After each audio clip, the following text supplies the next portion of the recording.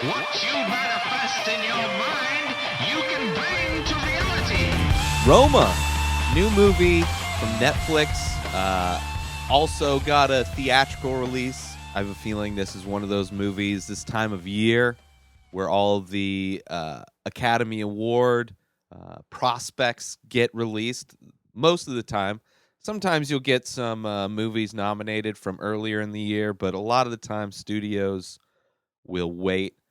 This one directed by Alfonso Cuarón, who is the guy that did, I want to say, that space movie with Sandra Bullock, Gravity, which is kind of his most, I would say, blockbustery Hollywood movie, even though it's pretty simple. It takes place in, I mean, there's a lot of special effects in it for sure, but a very simple type of a movie. Children of Men, Y Tu Mama Tambien. So he's definitely, I mean, he started out as more of a independent movie filmmaker. And I would say, aside from like Children of Men and Gravity, which are kind of his most mainstream-esque movies, still pretty far out there as far as concept-wise, or as far as just, like, Gravity is just a very simple movie, but, you know, big actors and stuff. Roma definitely is a movie where you feel like you're watching, like, just an artist at work. It definitely has more of an art house feel to it. So even more than just a standard independent type of movie. This one's like, it's beautiful. It's gorgeous. It's filmed in black and white. I'm sure it is available on Netflix. I haven't watched it on my TV. I wanted to go see it in a theater, just because I heard it's just beautiful, which it is. It's shot very beautifully, very simple. There's very simplistic camera movements. There's nothing crazy about it. It's a lot of static and like panning shots and tracking shots, but a lot of the movement, because it is a very slow movie. It follows. It's basically about it's his love letter to his maid or his nanny growing up. So it follows a year in the life of this nanny, live-in maid, live-in help for a well-to-do family in the 70s in Mexico. So she's a maid, and we follow her as she takes care of the house, which the house, I would say, is probably the supporting cast, the biggest supporting cast member of this whole movie, aside from the main character, what is her name? Let's see here. I forget. It's like, I want to say Lupe or something, but I know that's wrong. Let's see. Cleo? Oh, okay. I think Lupe or something like that was who it was dedicated to at the end of the movie. But Cleo, so follows her, and she's like, you know, she's probably early 20s. She's working for this family, but the house being a character, because you spend a lot of time there. The way the movie is shot, you get familiar with this house. It becomes very familiar to you, very familiar as an audience member. So for me, it's when they come home, because they, you know, a lot of it takes place at this house where the two maids are working, and then there's another guy that helps out doing stuff also. The dad is like a doctor or whatever. The mom has her own job, but, you know, so she's not always there. So they have maids take care of their 4 kids.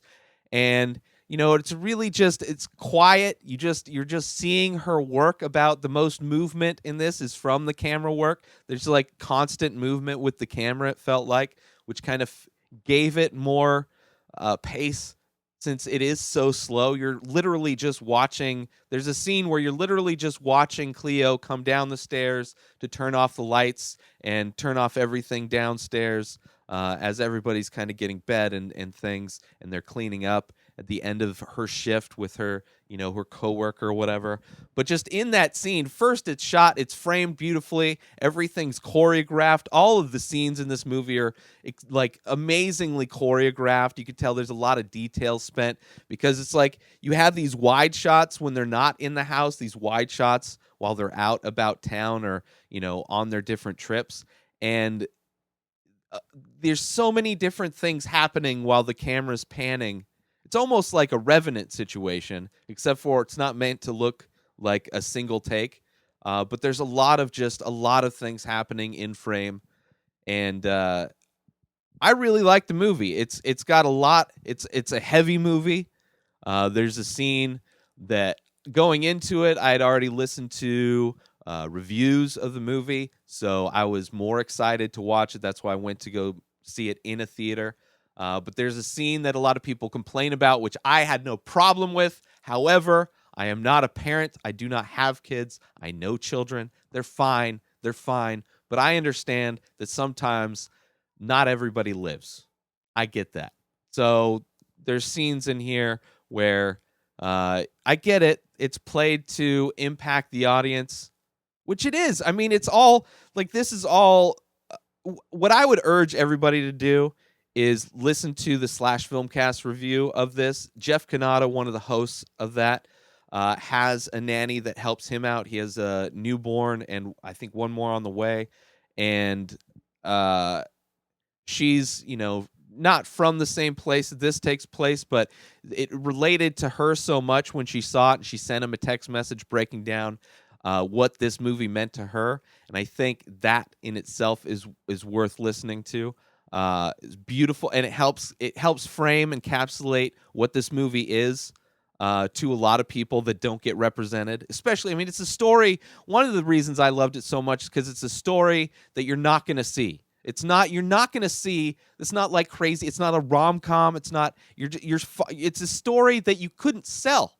Like, I don't know how you would convince somebody to give you money if you weren't already just an amazing director, proven, and you go to you pitch this thing to Netflix, and you're like, listen, I got this movie. It's going to be art house style. I'm stripping all that bullshit away. I'm not casting any names. It's all no names. It's going to be about my maid, my nanny that I grew up with. It's a love letter to her, and it shows her love for this family, and it shows her love for what she does and just family in general, and seeing things that try to get in her way of being what she is to this family and being what she is as a person. And then Netflix is like, yeah, sure, let's do it. Here's some money. We'll make a push we'll get a theatrical release, and it is a beautiful movie. I started watching it on my TV, and it looks beautiful on my TV as well. And I don't have like this fancy TV or anything. I used to have the projector and the surround sound and a nice home theater setup, which I do miss, but that's why I like to go to movie theaters, because I don't even have the distraction of my phone, because I will not I turn my phone in airplane mode. I'm 100% in the movie when I go to it. So I could see this definitely. I could see that. I would not be surprised or angry if this got, best cinematography for sure. Best directing. I could see best directing. Maybe best picture. Because it is one of those movies that's so minimal, it can be so relatable, I'm sure, to a lot of people. But I enjoyed it a lot. Roma, go watch it on Netflix, in theaters if you can. Support it. It's a great movie. New episodes of this show come out every day. Subscribe everywhere podcasts are found. You can binge the full week over at patreon.com/inspireddisorder. Inspireddisorder.com for all of my work. Save 50% with coupon code Thanks18, that's the number 18, through the end of the year on all the artwork and t-shirts that I have for sale on my website, at Ray Taylor, for me on all social media. Have a great day, everybody. Peace out!